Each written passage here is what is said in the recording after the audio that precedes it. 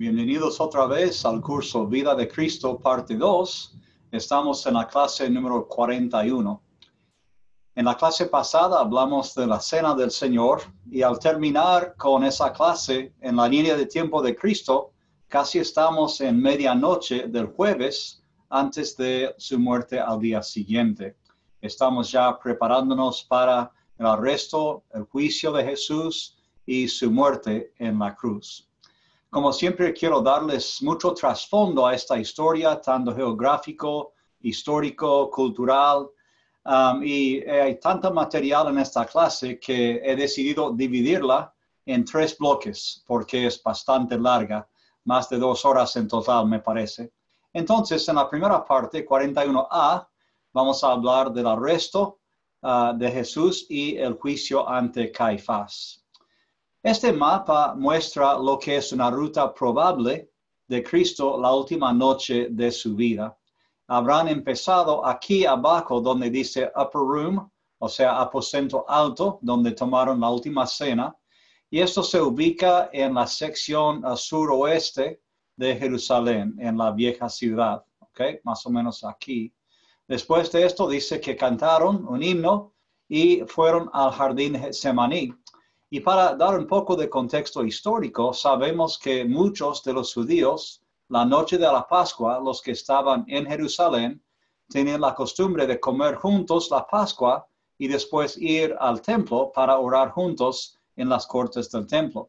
Entonces, es muy posible, hasta probable, que Cristo y los apóstoles hayan ido desde el aposento alto aquí arriba, después paseando desde la ciudad alta, por la ciudad baja y entrando en el templo aquí en las cortes y pasando por el templo mismo. Hay un detalle interesante de capítulo 15 de Juan, donde dice, yo soy la vid y ustedes son los pámpanos, y habla de producir frutos. Bueno, se dice que en el templo, de hecho, colgado en la puerta del templo mismo, había una vid. Con muchas uvas, y toda la vid y las uvas estaban hechas de oro. Entonces, es posible que Cristo haya pasado por aquí, haya orado y hablado con sus discípulos, como hacían los rabinos, y después, tal vez apuntando hacia la vid de oro, dicen, yo soy la vid verdadera, ¿no? Ustedes son los pámpanos y hay que quedarse en mí, permanecer en mí para poder producir mucho fruto. Después de esto, entonces, dice que salió, cruzó el valle de Cedrón y fue al jardín de Getsemaní por unas horas hasta su arresto. Y después los soldados lo habrán tomado por este lado, al este de la ciudad, y probablemente no arrastrándolo en el medio del templo, porque no querían ser descubiertos tal vez para causar un alboroto con la gente. Entonces seguían hacia el sur. Así volvieron a la ciudad alta, a la casa de Caifás, que estaba cerca del aposento alto donde habían tomado la cena. Después de la casa de Caifás, cuando el Sanedrín lo condena, pues lo mandan a Pilato, que es el procurador, porque los judíos mismos no podían ejecutar a un hombre, tenían que pedir permiso a los romanos para hacerlo oficial. Entonces Pilato tuvo que pronunciar la sentencia de muerte para crucificarlo. Ya lo habían encontrado reo de muerte, según ellos. Entonces, va desde la casa de Caifás, aquí, otra vez, tal vez alrededor de la ciudad, para entrar aquí en la fortaleza Antonia, que es uno de los lugares probables donde Pilato tenía tales juicios. Aquí, habrá hablado con Jesús, como dice Lucas, realmente en 2 partes. La primera parte le pregunta, cuestiona acerca de las acusaciones y encuentra que viene de Galilea. Y con eso dice, bueno, entonces no me toca este juicio para nada, entonces voy a mandarles a Herodes. Entonces viene aquí de la torre o la fortaleza Antonia, viene aquí paseando por el centro de la ciudad de Jerusalén, al palacio de Herodes, que está junto al muro occidental de la ciudad vieja. Ahí en ese juicio realmente no le va bien a Herodes, no le saca una palabra de Cristo, lo vuelve a mandar a Pilato, la segunda parte del juicio con Pilato, y después lo azotan y lo sentencian a ser crucificado, y ahí lo sacan fuera de la ciudad, probablemente al oeste de la ciudad, a Gólgota. Hay otra opción aquí al norte, pero es menos probable. Los estudiosos prefieren este, y ahí Cristo es crucificado. Ahora, cuando tomamos, pues, esto y cambiamos la perspectiva en esta foto del modelo de Jerusalén en el tiempo de Cristo, pues otra vez para repetir y orientarles, pues Cristo hubiera empezado aquí, donde en el aposento alto, la cena final, después habrá bajado por la ciudad alta, habrá pasado por el templo y tal vez cerca de la vid de las uvas aquí, después sale de la puerta oriental, después cruza el valle al jardín de Getsemaní, es arrestado, pasa al sur de la ciudad y vuelve a la casa de Caifás por aquí, en esta zona. Después viene otra vez afuera, alrededor de la ciudad, y va a la fortaleza Antonia aquí, que está pegada al lado noroeste de la ciudad, del templo, perdón. De esto aquí va al palacio de Herodes, aquí al fondo, en el muro occidental. De ahí otra vez a la fortaleza para ser azotado y sentenciado a ser crucificado, y a Calvario para ser crucificado. Entonces, más o menos se ve así. Y ahí es la misma posición, pero hoy en día cómo se ve todo. Bueno, cerca de la casa de Caifás, hoy en día, donde edificaron una iglesia básicamente sobre el sitio, está este mural, y hay otro que veremos después. Y este muestra a Cristo aquí, bajando desde la última cena con sus discípulos hacia el templo y el jardín de Getsemaní. Y ven que están todos juntos, Cristo está aquí en control y va a entregarse eventualmente y someterse a la voluntad de Dios. Ahora, para ir bajando, ven aquí que hay escaleras aquí abajo. Bueno, se llaman las santas escaleras, y aquí están. Hoy en día todavía están donde está esta gente parada. Son las escaleras santas, se llaman, y así porque Cristo bajó por ellas hacia el centro de la ciudad, aquí a la izquierda, y más arriba a la izquierda es el templo y el monte del templo hoy en día. Así que es uno de los pocos lugares que todavía existe desde el tiempo de Cristo, que sabemos que Cristo estaba aquí mismo. Después, en esta foto estamos parados fuera del muro oriental, de la ciudad vieja, y enfrente vemos aquí abajo el Valle de Cedrón, y también la iglesia de todas las naciones se llama, parcialmente porque muchas naciones colaboraron para hacerla, y parcialmente porque Cristo fue ofrecido por todas las naciones. Y aquí adentro es una iglesia más o menos típica al comienzo, pero después al fondo de la iglesia hay una piedra enorme rodeada por barandas ahí, y ahí hacen misas y servicios especiales, porque se cree que fue en esa piedra que Cristo oró y sudó gotas de sangre esa noche en el jardín. Tanto a la izquierda aquí de la iglesia como a la derecha, que no vemos, es el jardín de Getsemaní. Toda esta parte de abajo, y por supuesto esto aquí en el fondo, todo esto, y abajo también es el monte de Olivos. ¿Okay? Aquí hay un parque más privado, que es parte del jardín de Getsemaní. Este es el lugar más público. Entonces, acercándonos más, vemos las imágenes artísticas que pintan lo que pasaba ahí. Y si entramos dentro de la cerca que está fuera de la iglesia, o podemos pasar adentro a la iglesia y guardar mucho silencio, no permite nada casi adentro, o podemos pasear por esta parte donde hay varios árboles.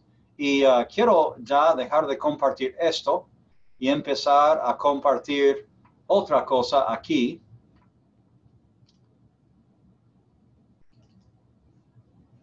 Que es otro video que hicimos, video 360. Y aquí, perdón, estamos en la equivocada. Ahí está. Aquí estamos con algo que sacamos dentro del jardín de Getsemaní, la parte pública. Aquí empezamos mirando la iglesia misma de todas las naciones. Después íbamos hacia este lugar, mi amigo Brent ahí. Y enfrente, aquí, vemos la puerta oriental de la ciudad. Y aquí abajo el Valle Cedrón, donde están estos autos y detrás de ellos también. Después más mirando hacia el norte, esa parte del Monte de Olivos hacia allá. Y finalmente la sección del Jardín Getsemaní que vemos aquí. Ya no permiten caminar uno mucho dentro de aquí, pero es lindo estar aquí y por supuesto dentro de la iglesia misma. ¿Okay? Bueno, ya volveremos a mirar otros videos, pero volvemos al PowerPoint aquí.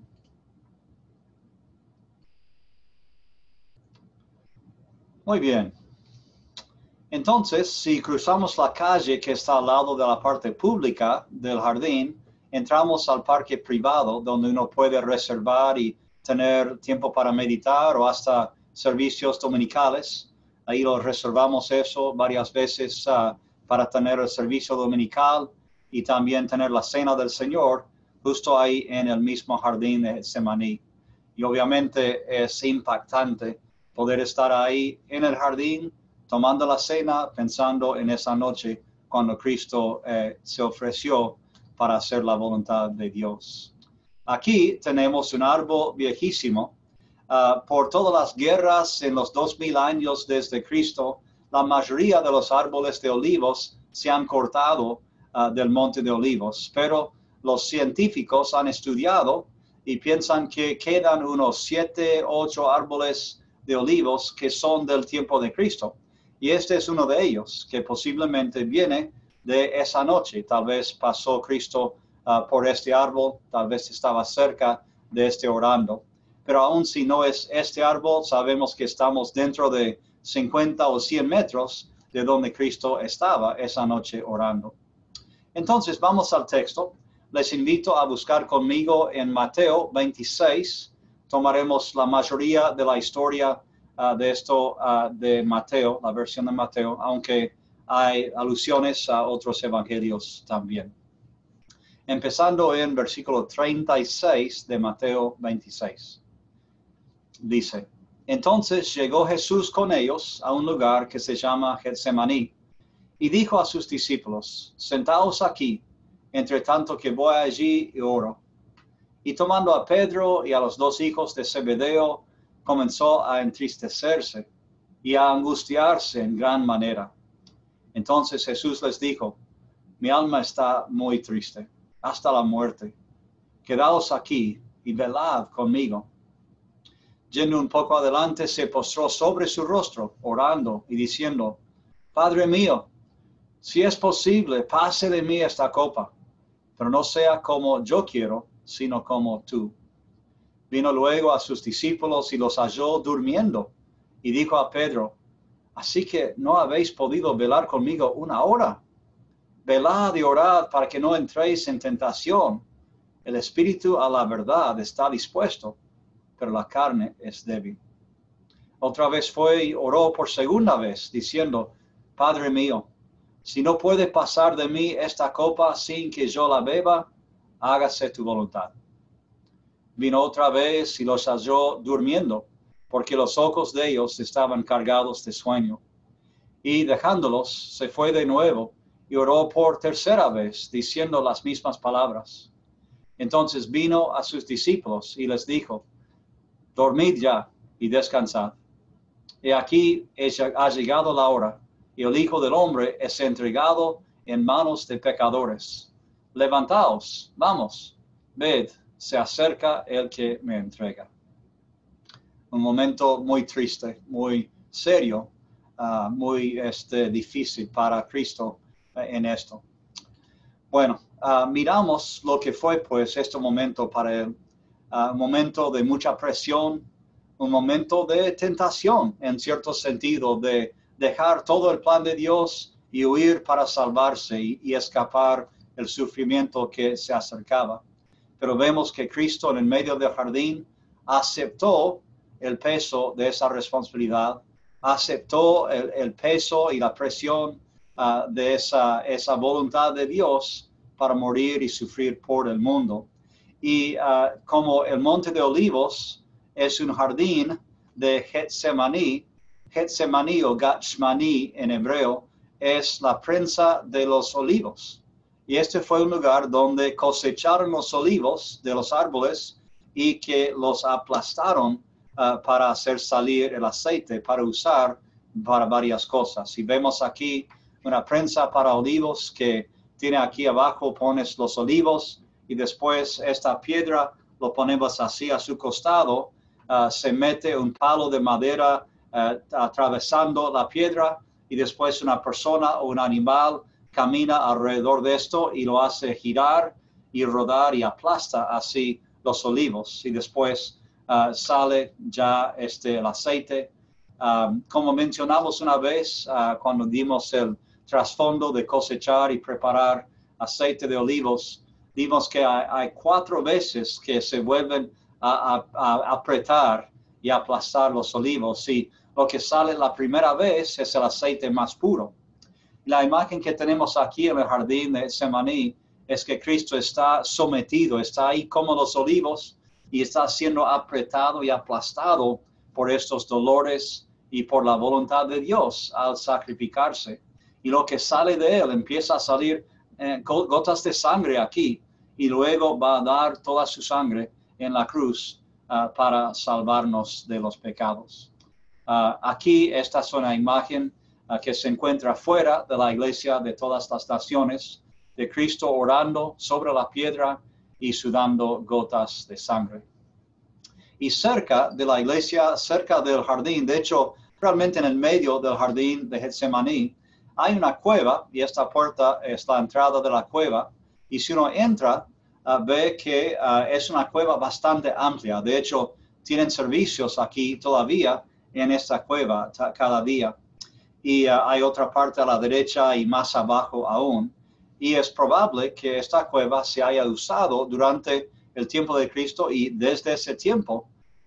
Entonces, cuando los peregrinos como Cristo y los apóstoles venían a Jerusalén para las fiestas, pues si no tenían carpas o hogares en Jerusalén, amigos, familiares, pues muchos iban al Monte de Olivos para acostarse y dormir las noches y muchos encontraron esta cueva. Así que esta noche es posible que Cristo y ellos hayan venido a esta cueva y Cristo haya dejado a los apóstoles, menos Pedro, Juan y Santiago, y después Cristo salió de la cueva para apartarse y orar cerca de ellos. Otro detalle interesante es que dice que él se alejó de ellos 3, Pedro, Juan y Santiago, a una distancia de tiro de piedra. Y cuando uno está en el jardín de Getsemaní, cerca de esos árboles grandes, y mira hacia esa cueva, es más o menos la distancia de un tiro de piedra. Así que detalles bíblicos que se confirman en la historia y en la línea. Quiero hacer una pausa aquí un momento para señalarles cómo Cristo era tan constante en su deseo de obedecer siempre. Él no quiso salvarse a sí mismo. Él siempre quiso hacer la voluntad de Dios. Y si miramos algunos ejemplos aquí, Mateo 16, por ejemplo, y también en 20, son 2 pasajes donde Cristo les dice a los apóstoles, esto es lo que me espera en Jerusalén. Lo vimos en Bañas, cuando Pedro le reprendió, y después más cerca de la última semana, antes de la entrada triunfal. Y él está mirando plenamente, directamente, lo que le va a pasar, pero decide seguir adelante igual. Otro momento en Juan 12, ya justo antes de ir a la Pascua, él dice, ahora ha llegado mi momento para morir. ¿Y qué voy a decir? Padre, sálvame de esta hora. No, es para esto que vine a esta hora. Padre, hágase tu voluntad. ¿Sí? Glorifica tu nombre. Y entonces Dios le habla del cielo, lo he glorificado y lo voy a hacer más. Otra vez, Cristo reconoce su momento y no titubea, no se desvía, sigue adelante, ¿sí? Y en Juan 13 es el momento durante la cena y él manda a Judas a traicionarle para poner en moción el arresto esa misma noche. Y después, en Mateo 26, vemos aquí que está orando, que pase de mí esta copa. No quiere hacer esto, pero dice, voy a hacer tu voluntad. Y sigue en arresto. Aún después del arresto, él dice, yo debo hacer esto, no voy a escapar, no voy a salvarme. Yo podría pedir una legión de ángeles y Dios lo mandaría, pero igual no lo voy a hacer, porque así no se cumpliría la voluntad de Dios. En Juan 18, una frase que me llama la atención, dice, Jesús, sabiendo todo lo que iba a pasar, salió igual, sabiendo todo. Él dice, ok, aquí vamos, estoy decidido, y salió a ser arrestado. Y en el juicio, ante Caifás, que vamos a mirar en más detalle, él tuvo una oportunidad de callarse, de no decir más nada, y tal vez lo hubieran suelto. Pero Cristo no toma esa oportunidad para escaparse. Así que Cristo está aquí, en el jardín, está hablando a su Padre, sabiendo que va a ser difícil, y él elige pasar la tentación. Y a veces se han comparado a Cristo y Adán, que Adán estaba en el jardín y falló, fracasó en resistir la tentación. Y Cristo está muchos años después en otro jardín y él resistió y cumplió con la voluntad de Dios. Bueno, sigamos adelante pues con el arresto. En Mateo 26, ya versículo 47. Mientras todavía hablaba, vino Judas, uno de los 12, y con él mucha gente con espadas y palos, de parte de los principales sacerdotes y de los ancianos del pueblo. Y el que le entregaba les había dado señal, diciendo, al que yo besare, ese es, prendedle. Y enseguida se acercó a Jesús y dijo, salve maestro, y le besó. Y Jesús le dijo, amigo, ¿a qué vienes? Entonces se acercaron y echaron mano a Jesús y le prendieron. Pero uno de los que estaban con Jesús, extendiendo la mano, sacó su espada e hiriendo a un siervo del sumo sacerdote, le quitó la oreja. Entonces Jesús le dijo, vuelve tu espada a su lugar, porque todos los que tomen espada, a espada perecerán. ¿Acaso piensas que no puedo ahora orar a mi Padre y que Él no me daría más de 12 legiones de ángeles? Pero ¿cómo entonces se cumplirían las Escrituras de que es necesario que así se haga? En aquella hora dijo Jesús a la gente, como contra un ladrón habéis salido con espadas y con palos para prenderme. Cada día me sentaba con vosotros, enseñando en el templo, y no me prendisteis. Mas todo esto sucede para que se cumplan las Escrituras de los profetas. Entonces, todos los discípulos, dejándole, huyeron. Bueno, aquí varios detalles para mencionar. En la versión de Lucas del arresto, en Lucas 22, 48, Cristo le pregunta a Judas, ¿me traicionas con un beso? En serio, normalmente el beso es la señal de amistad y de lealtad, de fidelidad a alguien. Y Cristo dice, realmente con un beso ya haces el opuesto. También en el arresto, en la versión de Juan, Cristo le pregunta 2 veces a los soldados a quienes buscan, a quienes quieren arrestar. Y 2 veces dicen a Jesús de Nazaret. Y él dice, yo soy, pues dejen ir a estos. Y él lo dice parcialmente porque en Juan 17 había orado, Padre, gracias que no he perdido a ninguno de los que me diste, sino a el que me traicionó.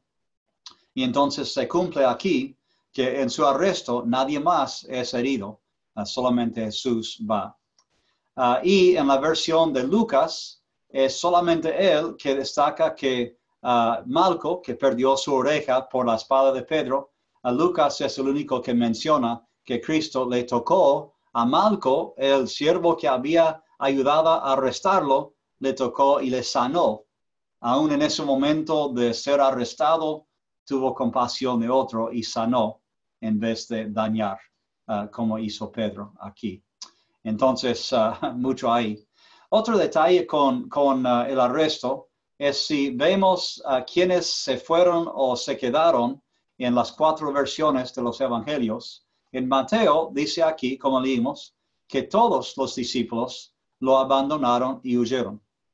En Marcos dice que había un joven que cuando trataron de agarraron la túnica a él y ya se sacó, se escapó de la túnica, pero tuvo que huirse desnudo.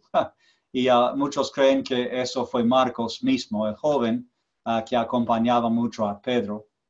La versión de Lucas dice que en este momento Pedro les seguía desde lejos porque pensaba en cumplir con su promesa con Cristo. Y la versión de Juan dice que Pedro y otro discípulo seguían a Jesús. Y el otro discípulo se cree que es Juan, el discípulo amado de Cristo. Entonces, algo de variación en esto. Bueno, entonces van otra vez, como mostramos en el mapa, vuelven fuera de la ciudad a la casa de Caifás, y la otra mitad del mural que miramos antes, cuando Cristo bajaba, caminando en control con sus discípulos, bajaba las escaleras santas. Ahora vemos que él está siendo arrastrado por esas mismas escaleras hacia la casa de Caifás, ahí ya arrestado y bajo su poder. Aquí también no vamos a leer esta parte, pero en Juan menciona que Jesús, antes de llegar a la casa de Caifás, pues apareció ante Anás, el suegro de Caifás, pero no es muy largo y después va con Caifás. Entonces, si seguimos en la versión de Mateo 26, estamos en versículo 57 ya. Los que prendieron a Jesús les llevaron al sumo sacerdote Caifás, a donde estaban reunidos los escribas y los ancianos. Mas Pedro les seguía de lejos hasta el patio del sumo sacerdote. Y entrando se sentó con los alguaciles para ver el fin. Y los principales sacerdotes y los ancianos y todo el concilio buscaban falso testimonio contra Jesús para entregarle a la muerte, y no lo hallaron, aunque muchos testigos falsos se presentaban.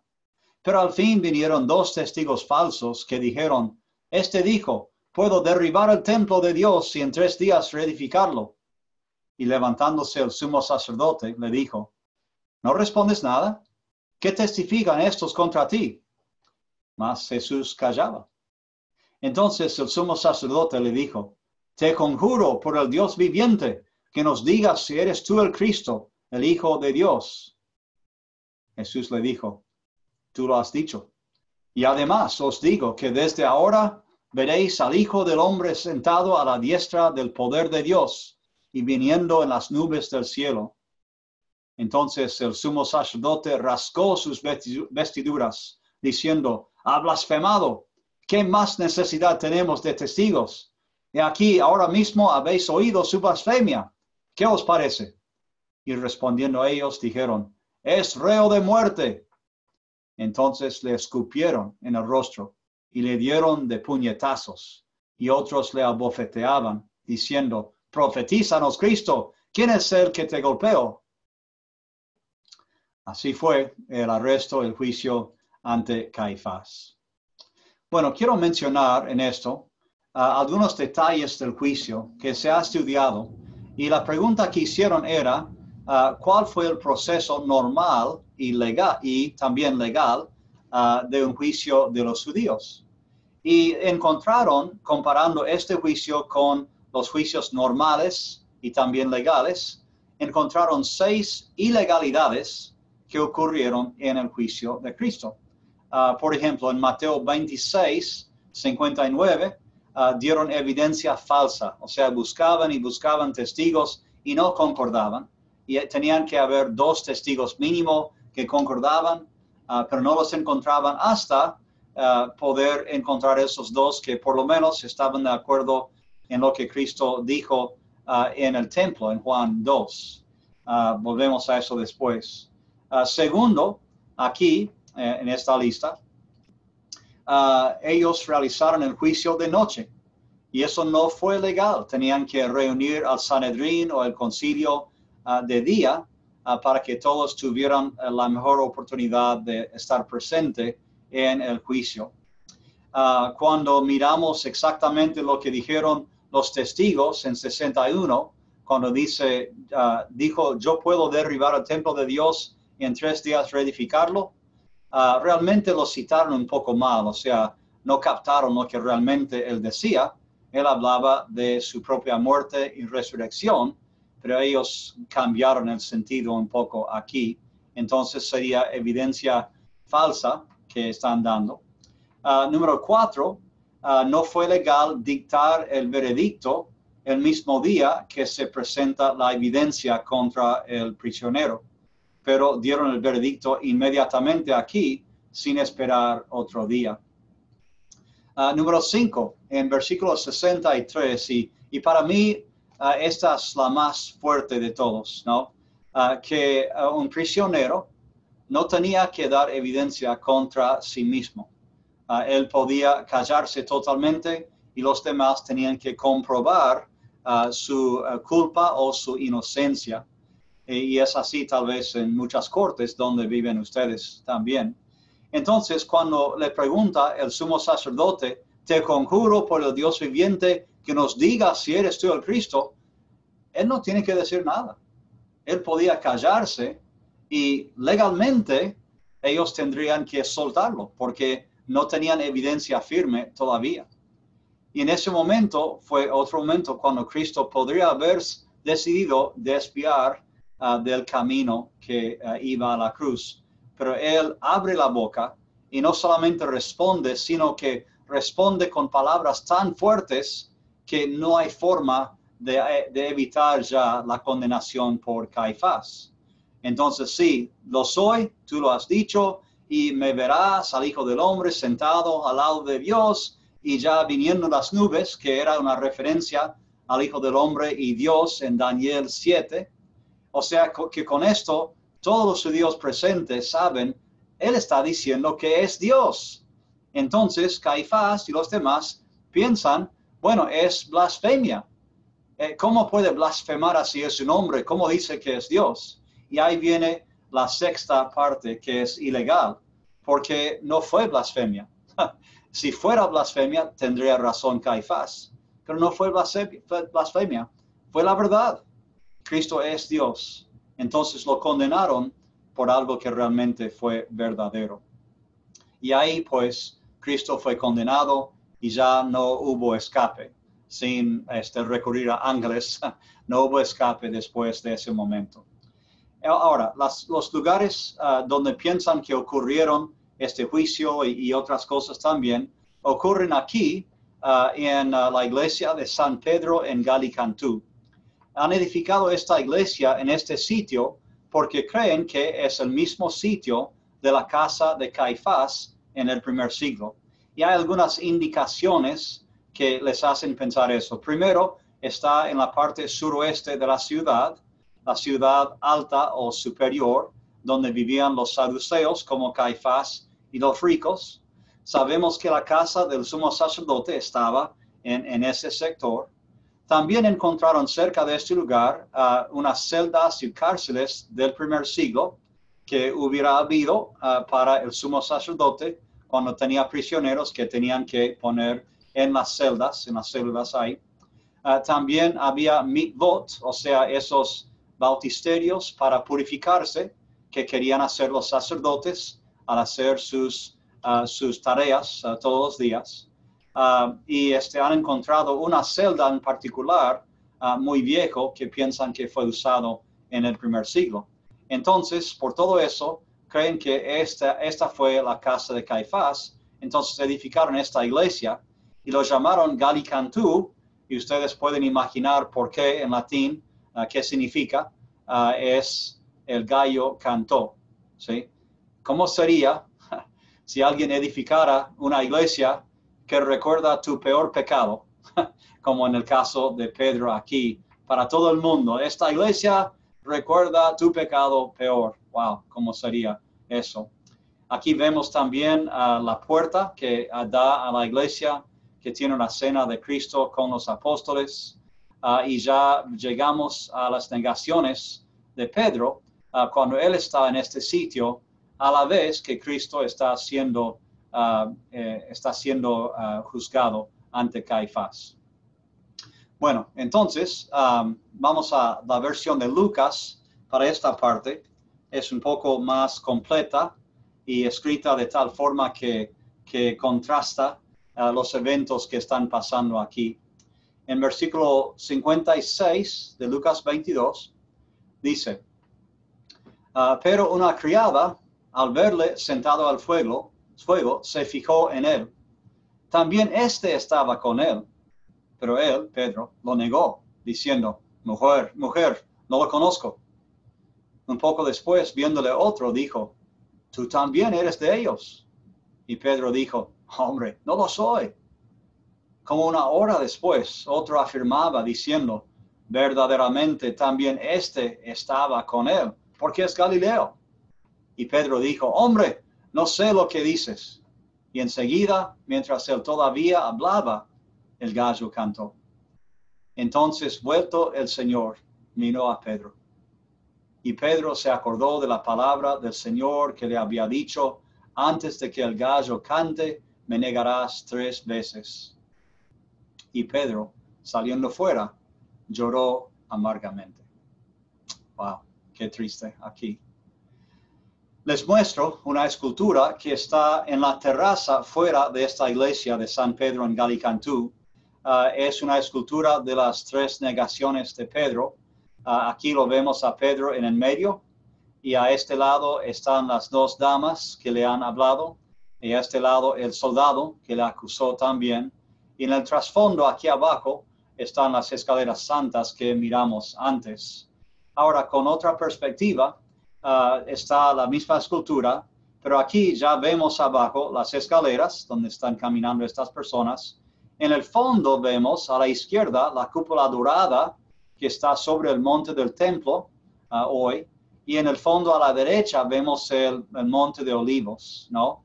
Y ven cómo sube y baja todo desde ese punto. Y recuerden lo que les dije al principio de cuánto caminó Cristo esa noche. Habrá ido de aquí cerca de este lugar, casa de Caifás, del aposento alto, todo hasta el pie del monte de Olivos aquí, mucha distancia, más de 1 milla creo, subiendo y bajando, y después ya arrastrado de este lado, otra vez a la fortaleza Antonia, Palacio de Herodes, fortaleza y la cruz. Miren cuán lejos estamos aquí, ¿sí? Y Cristo hizo todo esto cansado, después de un día largo, después de la cena final y ya después de ser torturado y pegado muchas veces en estas horas aquí. Ahora tenemos otra vez ya un video de 360 que quiero mostrarles. Esta es de la iglesia de San Pedro en Galicantú y vamos a tomarlo ahora. Bien, entonces aquí estamos en la terraza de la iglesia de San Pedro en Galicantú. Tiene varias terrazas. Aquí estamos mirando por este lado, detrás de esto está la iglesia en estos árboles. Aquí vemos de este lado el monte del templo, la vieja ciudad. Tenemos aquí la cúpula dorada que miramos desde ahí. Tenemos el Valle Cedrón aquí. Tenemos el Monte de Olivos aquí con la Torre de la Ascensión. Tenemos aquí la ciudad de David, por este lado, lo que era la vieja Jerusalén. Tenemos aquí el Valle Hinnom, donde está aquí abajo ese monasterio que les mostramos el otro día, donde supuestamente se ahorcó en esa ubicación. Aquí un grupo de argentinos hablando. A ver, después ya la entrada hacia la iglesia de Galicantú por aquí. Ahora, si avanzamos un poco más, ya estamos fuera de la iglesia de Galicantú Estamos en la terraza. Y podemos mirar la iglesia misma aquí, una de las entradas. Dentro de esta parte arriba es una capilla donde muestran las 14 estaciones de la cruz que marcan los católicos en el día Viernes Santo. Más atrás, otra parte de la iglesia. Y también cómo subir para entrar por esas puertas talladas que les mostré. Y aquí tenemos ya la vista que miramos antes. Aquí el monte del templo, la cúpula dorada. Ya tenemos aquí la escultura que mencionamos y en el fondo el monte de olivos y la salida a esa iglesia allá. Y ya volvemos al principio ahí. Otra vez tratando de darles una idea de cómo estaba ahí. Bueno, volviendo pues al PowerPoint.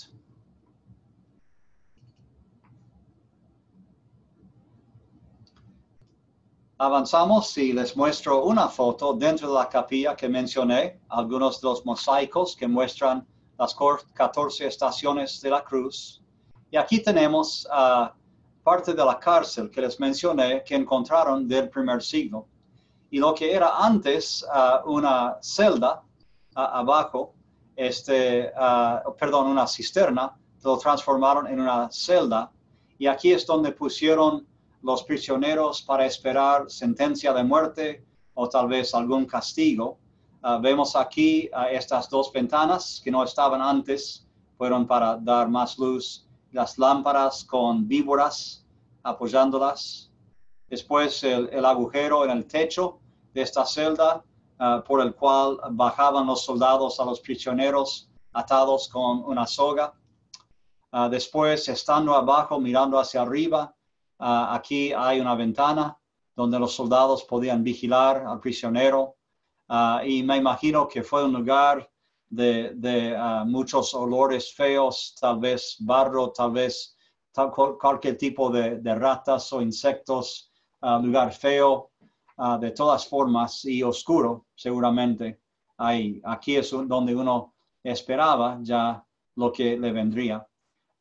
También es de pura piedra, entonces hay muchos ecos, es un lugar duro. Hay manchas en las paredes que parecen ser de sangre de prisioneros que habían sido azotados ahí. Y en el rincón de esta celda pusieron un púlpito con una Biblia, con salmos ahí para leer. Y hay un salmo abierto ahí que habla de estoy en el pozo del Seol y estoy gritando desde Seol, Dios, sálvame.